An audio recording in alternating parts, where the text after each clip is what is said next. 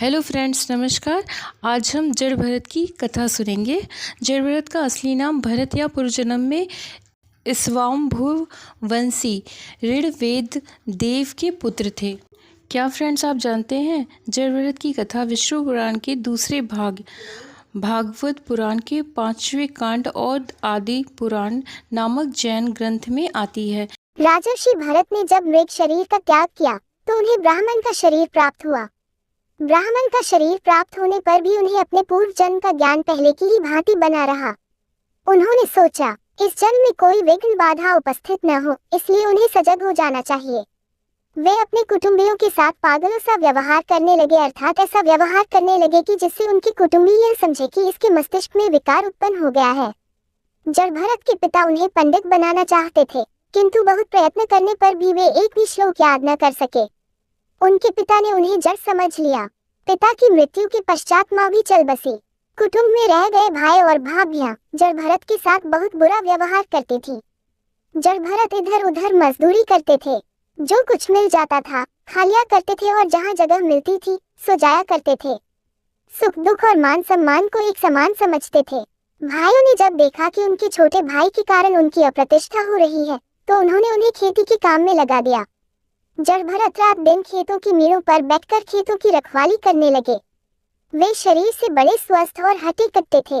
उन्हीं दिनों एक डाकू संतान प्राप्ति के लिए एक मनुष्य की भद्रकाली को बलि देने जा रहा था, किंतु जब बलि का समय आया तो वह भाग गया।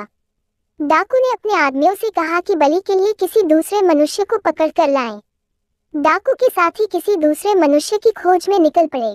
उनकी दृष्टि खेत की मेड़ पर बैठे हुए जड़ भरत पर पड़ी। वे शरीर से स्वस्थ और हट्टे कट्टे तो थे ही, डाकू के साथ ही उन्हें पकड़कर ले गए। डाकू सरदार ने जड़ भरत को सुस्वादु भोजन खिलाया, फिर उन्हें माला पहनाकर बलि के लिए भद्रकाली के सामने बैठा दिया। जो ही डाकू ने उन पर खड्ग चलाया, त्यों ही हुंकार के साथ देवी प्रकट हो गई। उन्होंने डाकू के हाथों से खड्ग छीनकर उसी खड्ग से उसका मस्तक काटकर फेंक दिया। ये देख डाकू के दूसरे साथी भाग गए। जड़ भरत पुनः खेत की मेड़ पर जाकर बैठ गए और पहले की भांति ही रखवाली करने लगे। एक दिन राजा रहुगन पालकी पर बैठकर आत्मज्ञान की शिक्षा लेने के लिए कपिल मुनि के पास जा रहे थे। मार्ग में पालकी के एक कहार की मृत्यु हो गई। राजा रहुगन ने अपने सेवकों से कहा कि वे कोई दूसरा कहार खोज कर लाएं। रहुगन के सेवक किसी दूसरे कहार की खोज में निकल पड़े। उनकी दृष्टि खेत की मेड़ पर बैठे हुए जड़ भरत पर पड़ी। सेवक उन्हें पकड़कर ले गए। जड़ भरत ने बिना कुछ आपत्ति किए हुए कहारों के साथ पालकी कंधे पर रख ली और बहुत संभल कर चलने लगे। उनके पैरों के नीचे कोई जीव दब न जाए, इसलिए उनके पैर डगमगा उठते थे। इससे राजा रहुगन को झटका लगता था, उन्हें कष्ट होता था। राजा रहुगन ने कहारों से कहा, क्यों जी, तुम लोग किस तरह चल रहे हो? संभल कर सावधानी के साथ क्यों नहीं चलते? कहारों ने उत्तर दिया, महाराज, हम तो सावधानी के साथ चल रहे हैं, किंतु यह नया कहार हमारे चलने में विघ्न पैदा करता है। इसके पैर रह रह कर डगमगा उठते हैं। राजा रहुगन ने जड़ भरत को सावधान करते हुए कहा, क्यों भाई, तुम ठीक से क्यों नहीं चलते? देखने में तो हट्टे कट्टे मालूम होते हो, क्या पालकी लेकर ठीक से चला नहीं जाता? सावधानी से मेरी आज्ञा का पालन करो, नहीं तो दंड दूंगा। रहुगन का कथन सुनकर जड़ भरत मुस्कुरा उठे। उन्होंने मुस्कुराते हुए कहा, आप शरीर को दंड दे सकते हैं, पर मुझे नहीं दे सकते। मैं शरीर नहीं, आत्मा हूँ। मैं दंड और पुरस्कार दोनों से परे हूँ। दंड देने की तो बात ही क्या, आप तो मुझे छू भी नहीं सकते।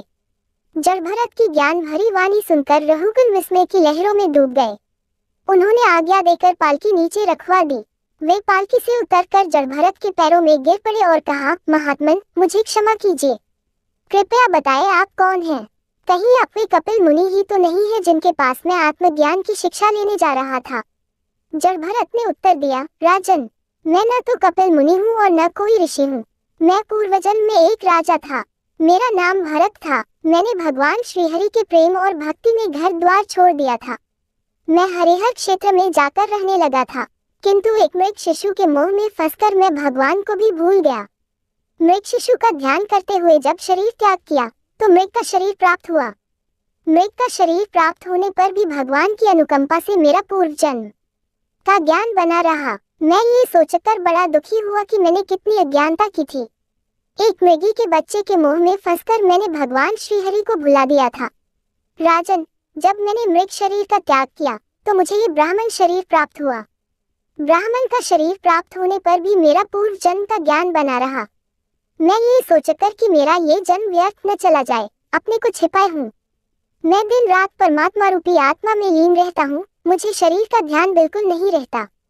राजन, इस जगत में न कोई राजा है, न प्रजा, न कोई अमीर है, न कोई गरीब, न कोई कृषिकाया है, न कोई स्थूलकाया, न कोई मनुष्य है, न कोई पशु। सब आत्मा ही आत्मा है, ब्रह्म ही ब्रह्म है। राजन, मनुष्य को ब्रह्म की प्राप्ति के लिए ही प्रयत्न करना चाहिए। यही मानव जीवन की सार्थकता है, यही श्रेष्ठ ज्ञान है और यही श्रेष्ठ धर्म है। रघुगण जड़भरत से अमृत ज्ञान पाकर तृप्त हो गए। उन्होंने जड़भरत से निवेदन किया, महात्मन, मुझे अपने चरणों में रहने दीजिए, अपना शिष्य बना लीजिए। जड़भरत ने उत्तर दिया, राजन, जो मैं हूँ वही आप हैं। न कोई गुरु है, न कोई शिष्य, सब आत्मा है, ब्रह्म है। जड़भरत जब तक संसार में रहे, अपने आचरण और व्यवहार से अपने ज्ञान को प्रकट करते रहे। जब अंतिम समय आया तो चिरनिद्रा में सो गए, ब्रह्म में समा गए। ये सारा जगत ब्रह्म से निकला है और ब्रह्म में ही समा जाता है। ब्रह्म की इस लीला को जो समझ पाता है, उसी को जगत में सुख और शांति प्राप्त होती है। ऐसी ही रोचक जानकारी के लिए आप सब हमारे साथ बने रहिए। आप सब हमारे साथ बने रहते हैं तो हमारा दूसरा वीडियो डालने के लिए हौसला बना रहता है। फ्रेंड्स, महाभारत की कथाएं सुनना अच्छा लगता हो या रामायण की कथा सुनना अच्छा लगता हो या पूजा पाठ से रिलेटिव कोई भी जानकारी या तीर्थ व्रत के बारे में कुछ भी जानना है, please like, comment, subscribe, share it. Thank you friends, हम फिर मिलेंगे, तब तक के लिए नमस्कार।